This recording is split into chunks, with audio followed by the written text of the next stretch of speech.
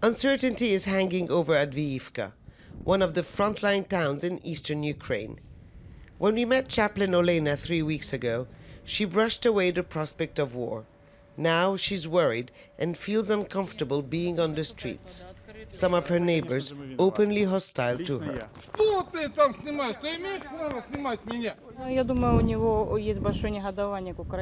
They think Ukraine is guilty party when it comes to the shelling. They don't believe Russia could act like this. My life is at risk. In this kind of society, anything can happen, especially now. Less than a kilometer away, at the front line, soldiers are on alert. Recently, the shelling has intensified, evidence still fresh of the latest rocket attack. The front line here hasn't moved ever since the Minsk agreement was signed, with neither sides making territorial gains or losses. But now, the recognition by Russia of the two self-proclaimed republics of Donetsk and Lugansk puts into question where the new lines are going to be drawn. The agreement set a 420 kilometers demarcation line, giving the Russian-backed separatists only a third of what they see as their historical land.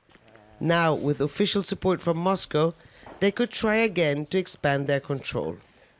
I think it will be border of Donetsk and Luhansk region as they was at the past. Not only this area that already have, but further.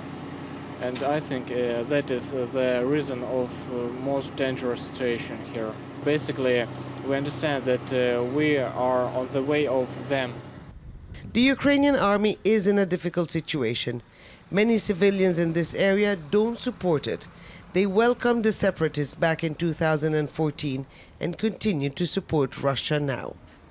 Others, like VIKTOR, blame the current situation on the government in Kiev. What are they fighting for? Who are they fighting for here? I don't see any sense in that. If it's for me or my family, there's no need. What are they doing here? If you're shelling the separatists all the time, Russia can't leave them on their own. If our president had negotiated with them, then things could have been different. With the Minsk agreement now in tatters, Ukraine has declared Avdiivka and other towns and villages along the front line restricted areas. But for the soldiers, the most difficult battle could be winning over the support of the people. Hoda Abdel-Hamid, Al Jazeera, Avdiivka in eastern Ukraine.